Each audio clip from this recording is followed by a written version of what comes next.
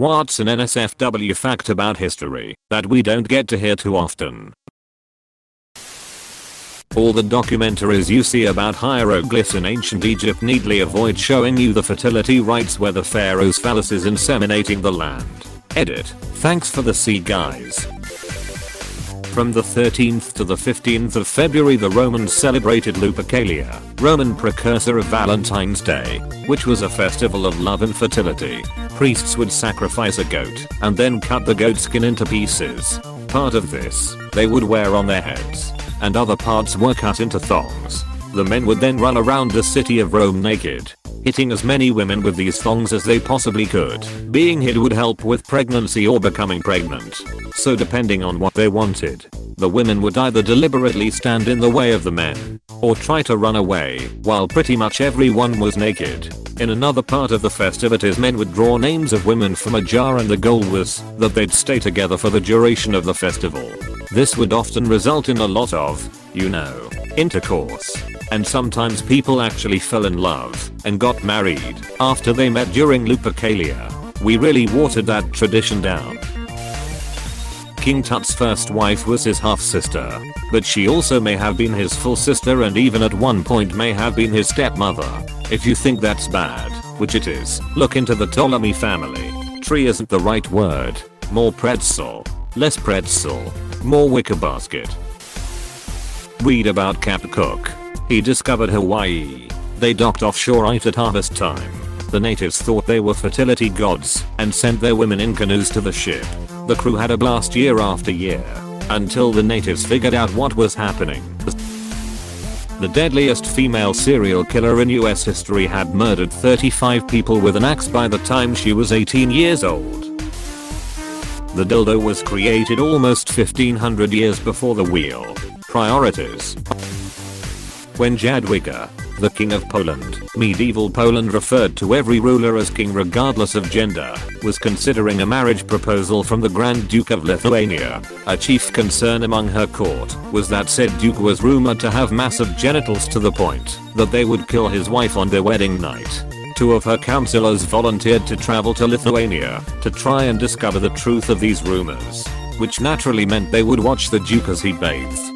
They returned and happily reported that not only weren't the duke's genitals fatally large, they were in fact a tad smaller than average. So nothing to worry about. Thus Poland and Lithuania were united, and the rest is history. Wonder who started that rumor.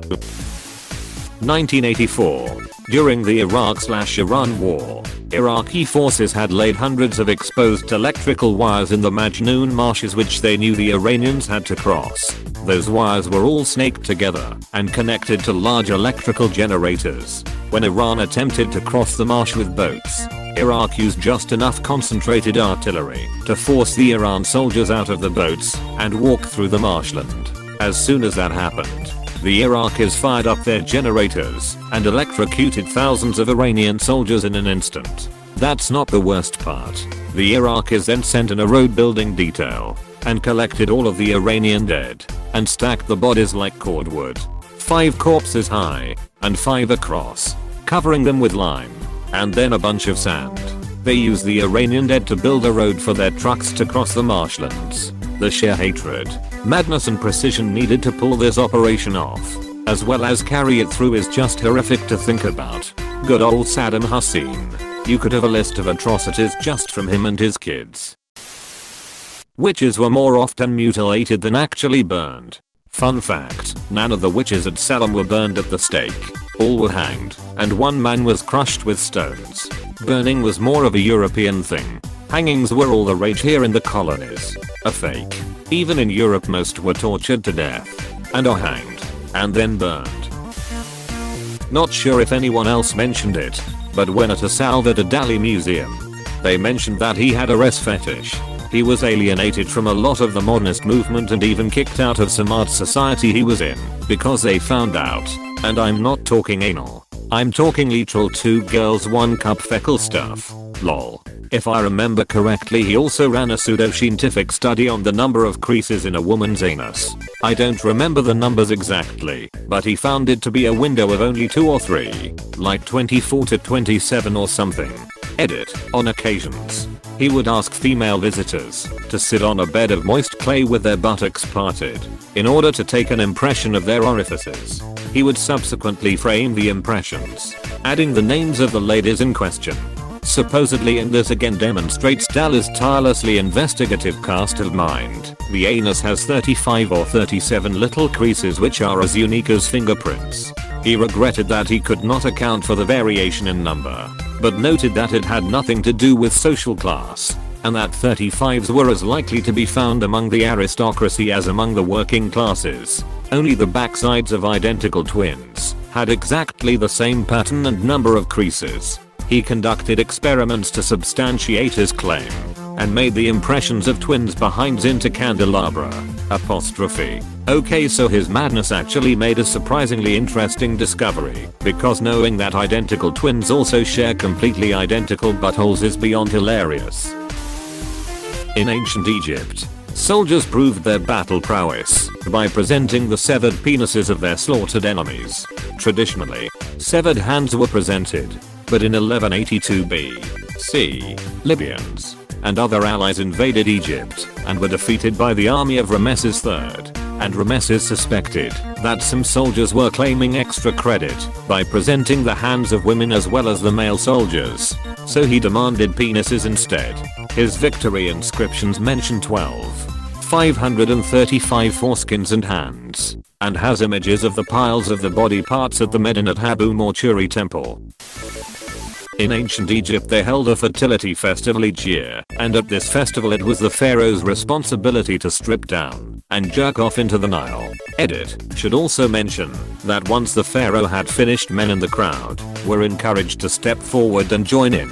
So once a year the Nile River literally tuned into a massive public circle jerk.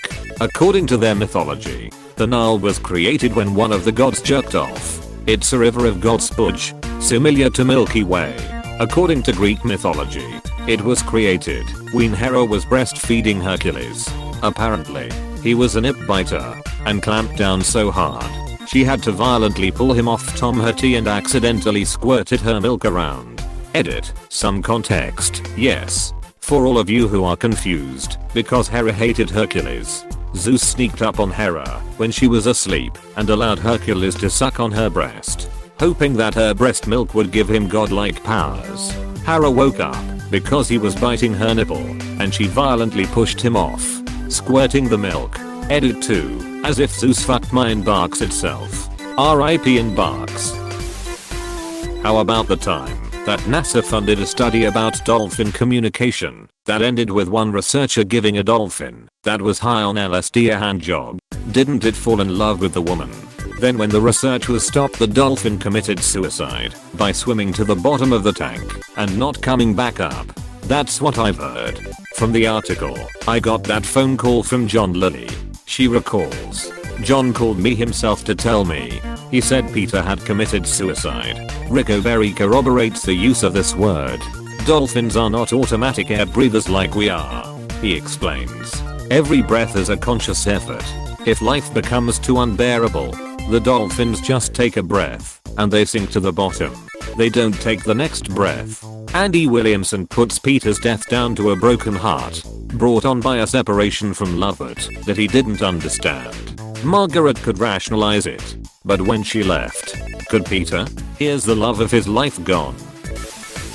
When Catherine Howard, the fifth wife of Henry VIII, was taken from Sion Abbey to the Tower of London to prepare for her execution, she sailed in a barge down the River Thames. She passed under London Bridge, where the severed heads of her alleged lovers Thomas Culpeper and Francis Dereham were waiting for her, displayed on spikes, rotting and picked at by birds. Henry VIII was spite-made man. Pope, I will not grant you an annulment. Henry, F you. Pope, what are you going to do? Make your own church. Henry, eyes widen. French modern philosopher Michel Foucault, in addition to studying crime and deviance in a criminology sense, also applied his theories on punishment to his fascination with BDSM. Having also written a number of kink-based works, he eventually moved to San Francisco and partook in gay bathhouses, notorious for casual sex. He eventually caught HIV and some have speculated, it may be written somewhere, that he purposely contracted it as some sort of poetic social commentary. Oddly, I learned this stuff while getting my administration of justice major and studying corrections. Lol. The author of Discipline and Punishment? I gotta admit I'd have been more surprised if you said he wasn't into BDSM. In the 50s the KGB tried to blackmail the Indonesian president by getting him to come to Moscow, where a bunch of girls got him to have sex with them. When the KGB showed him the video he asked for extra copies, saying the Indonesian people would be proud. My man.